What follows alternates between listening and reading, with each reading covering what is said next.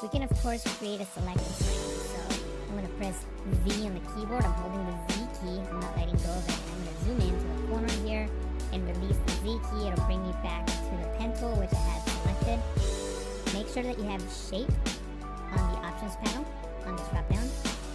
Click on one corner and click on the next. Hold the space bar, pan down, click on the bottom right corner, and then click on the bottom left corner. I'm going to hold the space bar again, click and drag, pan up, and complete that panel. Now the color of the shape really doesn't matter, so I'm just going to make it red just so that you can see it. Here it is, red. What I'm going to do now is enable the layer for the snow border. I'm going to click and drag her up to the top of the layers panel. And I'm also going to double tap here on the zoom tool just so we can see the image at 100%. And actually, now that I'm looking at it at 100%, I'm actually going to right click on it and choose fit on screen so that I can see the entire composition. Then I'm going to press Ctrl J, Command J on the Mac to duplicate. So now I have two copies. I'm going to disable the one on the top by clicking on this eye icon, and the one on the bottom here, I'm going to click to the shape below it. So with that layer selected, I'm going to press Ctrl Alt G, Command Option G on the Mac. Then I'm going to enable the layer right above that, and I'm just going to make a selection around the snow border. So I'm going to click on the quick selection tool, and I'm simply going to click and drag around her. Now you don't have to be very precise at this moment. You can just click and drag, and we'll worry about the details later. So we're just going to select her as quick as we can. So I'm just clicking and dragging. You'll notice that my selection is not very accurate. You shouldn't spend too much time at this moment. If you select an area like this part here that is obviously not going to be part of the selection, I'm going to hold Alt, Option on the Mac, click and drag just to refine that selection just a little bit more.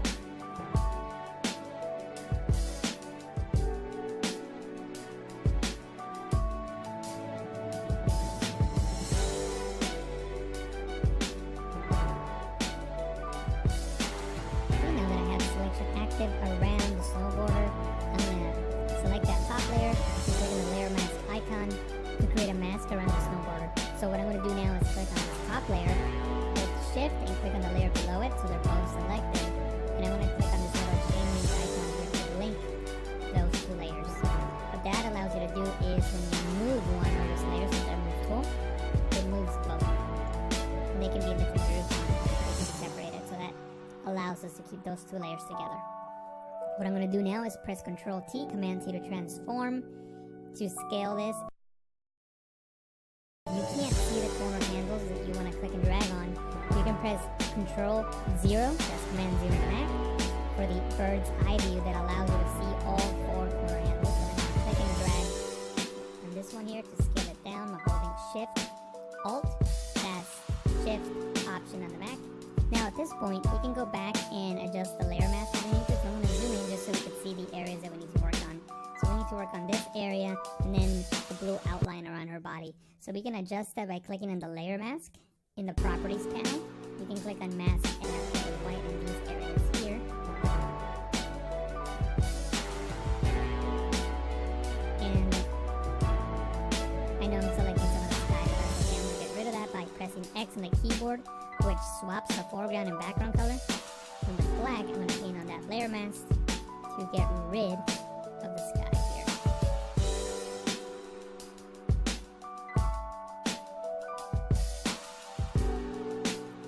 And I'm not going to take the time to do so now. I will do that after the tutorial. You can see the final image, but I'm just going to go around the entire image and just make sure that everything is masked out accordingly. And in most of these areas, everything needs to be okay. I know we gotta work on this area here. And like I said, I'll do that after I'm done with the tutorial and you can see my final result. But for now, we'll just leave it as is. I'm gonna press D on the keyboard, right click, and choose fix screen. And what we're gonna work on now is extra elements that are gonna help our composite look much more realistic and much more interesting. So from the Adobe stock library, I downloaded two elements we're gonna use. We're going to use this shovel with snow, so I'm going to double click on that to open that up. And by the way, the links to these files are on the description. You have to download them from Adobe stock. They're not free, but you can use a watermark preview to practice on. So I would recommend you doing that just so you can have a way to practice and learn. So the first thing I gotta do is get rid of the shovel. I'm gonna click on the lasso tool. I'm gonna make a selection around the shovel. And as you can see, it's not very accurate. Okay. Then I can hold shift and backspace. Or you can go into edit, fill to bring up the fill menu. Under contents, choose content aware and press OK. And Photoshop will fill in those pixels and make the shovel disappear. I'm going to press Ctrl D, Command D on the Mac to deselect. And this is what we're going to work with. The first thing that we need to do is mask out the snow from the ground. So I'm going to go into the channels panel. And I'm going to look for the channel that's got the most contrast. In this case, the blue channel. I'm going to click and drag on the blue channel and drop it here in the new channel icon to duplicate it. Now with the duplicate channel, I can start making adjustments to it. The first thing I'm going to do is fill with white on the areas that I want to keep for sure. So with the lasso tool selected, I'm just going to click and drag and make a very rough selection on the areas that I know for sure I want to keep. So all this top part. Now that I have the selection active, I can fill with white. White is currently my foreground color. To fill with the foreground color, you can hold Alt, backspace, Option, backspace on the Mac, then Control D, Command D on the Mac to deselect. Now we gotta work on this bottom part. There's a feature in Photoshop called Apply Image. If you go into Image, Apply Image, what Apply Image allows you to do is to take an image and apply it onto itself using a blend mode. In this case, we're taking the blue copy, applying the screen blend mode onto itself. So notice what happens here on the snow on the edge. It essentially turns white, which is what we want. You could also, of course, apply a multiply blend mode and it'll give you a different result. In this case, I think I'm going to go with screen, and then I'll just work on the edges in the next step. So I'm going to press OK. And what I'm going to do now is go into Image, Adjustment, Levels, and bring the levels to the right, the dark values to the right, so we have more contrast between the snow and the ground. And remember, we're going to be making a selection. Anything that's white in this screen will be selected. Anything that is black will be deselected. So I'm going to drag this one over to the left a little bit. I'm looking at the edges here. And maybe drag this one to the left as well. And press OK. Now, very accurate. As long as you get close enough, it should be good. And I'm just cleaning these pixels away, which represent floor. And once again, I'm going to go into Image, Adjustment, Levels, and darken up some of the darker pixels and brighten up the mid-tones a little bit. And press OK. So this selection looks like it'll work. So I'm going to press Control, Command on the Mac, click on the blue copy icon to make a selection around it. Go back into the Layers panel. On the background layer, which is the only layer that we have in this document, I'm going to click on the new layer mask icon, and notice now that the floor is no longer there. Now, it's not a perfect selection, but it's going to work because the color of the floor and the color of the table are very similar colors, and I think you're going to be able to get away with it. So what I'm going to do is I'm just going to simply click on the layer, select the move tool, click and drag the layer over onto the other file by hovering over the tab, and then coming down and releasing, and there's our file.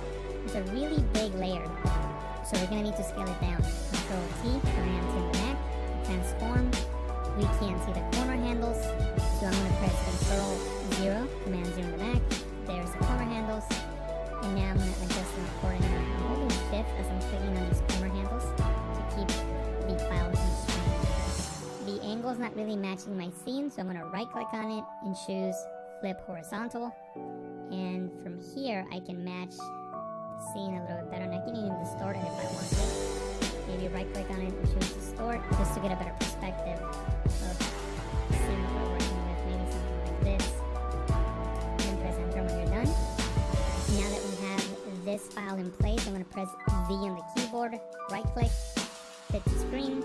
Then I'm going to press V on the keyboard to get the move tool, and maybe I can move it around if I need to. And I'm going to click on the new group icon to create a new group. I'm going to click and drag this snow layer in there. I'm going to collapse it, and now it's in that group. Next, I'm going to hold Alt, Option on white, on this layer mask to start revealing some of that snow. So I'm going to use the bracket keys on the keyboard as I work to increase and decrease the size of my brush. So I'm just painting with white, just bringing in some of that skin width. I'm going to paste it here. Control V, Command for the Mac, and there it is.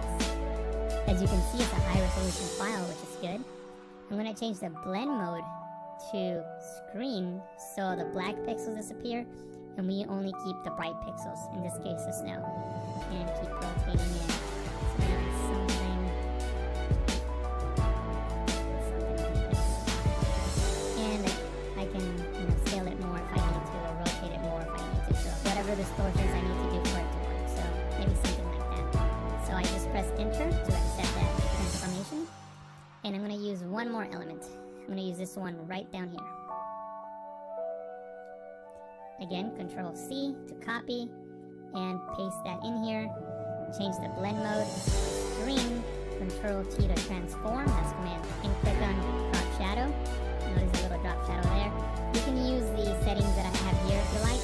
Notice that I'm not using black, I'm using a dark burgundy color, which is similar to that color you see right there, right under the frame. And just brought the intensity down to about 25% using multiply. And notice the light is coming from the right. The light on her face is coming from the right, and so is the light hitting the frame. So you sort of want to match that with the shadow. So the shadows will be on the left side, sort of like here behind the frame. So this is what this is showing. If I were to bring it up to 100%, this is what that looks like. Obviously that's too much, so leave it at about 25% or so. And what I'm going to do now is right above this snow element here, I'm going to create a new layer, and I'm just going to paint with this color here under the board. So you can click on the eyedropper tool, select that color, and maybe make it a little bit darker. It's too light. Something like that, and just it's coming off the board. And actually, let me drag this layer up on top of the group and just continue painting that shadow that's coming off the board. So maybe something like this. And then change the blend mode to multiply and bring that shadow way down. So maybe something like that. Now the only difference between the final image that you saw in the beginning and this one is that with the final image I took a little more time working with the mask, a little more time placing the elements and moving things around so they fit a little bit better. But these are the techniques that I use to create this effect. If you decide to create an image using this tutorial or any of my tutorials, then upload it to Instagram with the hashtag PTCVids. Every so often I do a search for that hashtag, and if I find your image, I'll leave a comment. And that's it for this tutorial. I hope that you enjoyed it and that you learned something new. If you have any comments or questions, leave them down below. If you enjoyed the tutorial, don't forget to click that like button and share this video with a friend. If you haven't already, subscribe to the Photoshop training channel now. Thank you for watching, and I'll talk to you again soon.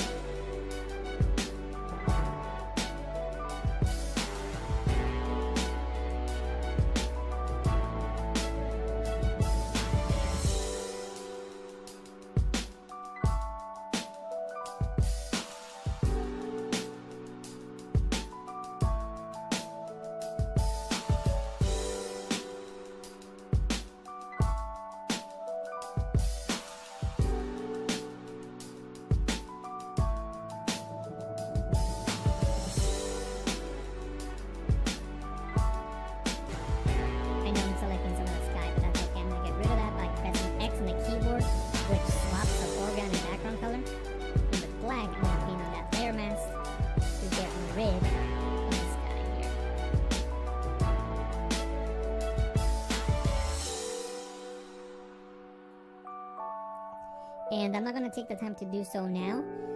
I will do that after the tutorial and you can see the final image, but I'm just going to go around the entire image and just make sure that everything is masked out accordingly. And in most of these areas, everything seems to be okay. I know we got to work on this area here. Like I said, I'll do that after I'm done with the tutorial and you can see my final result. But for now, we'll just leave it as is.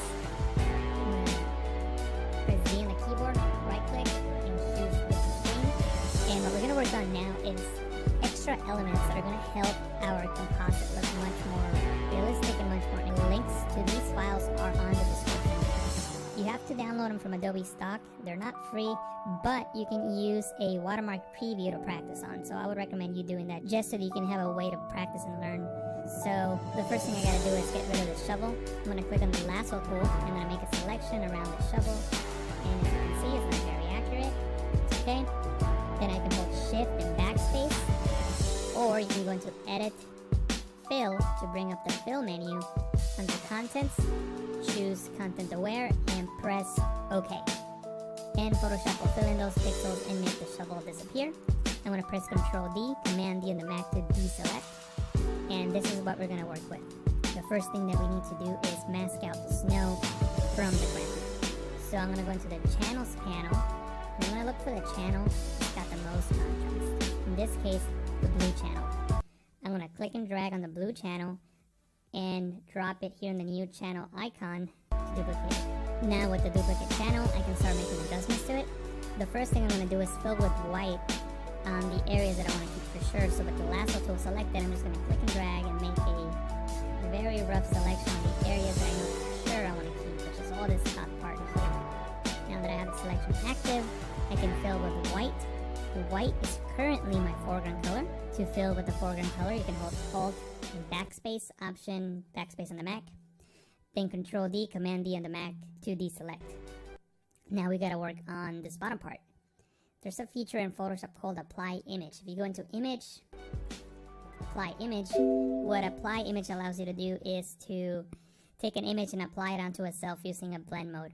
In this case, we're taking the blue copy, applying the screen blend mode onto itself. So notice what happens here on the snow on the edge. It essentially turns white, which is what we want. You could also, of course, apply a multiply blend mode and it'll give you a different result.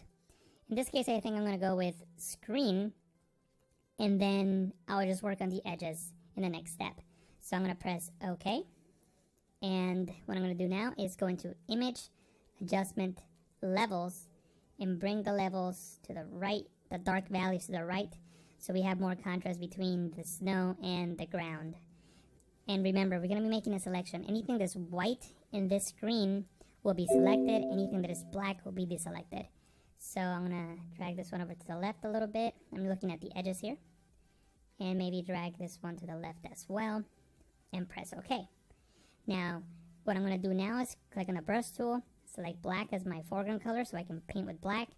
I'm going to increase the size of my brush by clicking on the right bracket key on the keyboard. And I'm just going to paint with black. And again, you don't have to be very accurate. As long as you get close enough, it should be good. And I'm just painting these pixels away, which represent the floor. And once again, I'm going to go into Image, Adjustment, Levels, and darken up some of the darker pixels and brighten up the midtones a little bit. And press OK. So this selection looks like it'll work. So I'm going to press Control, Command on the Mac, click on the blue copy icon to make a selection around it. Go back into the Layers panel on the background layer, which is the only layer that we have in this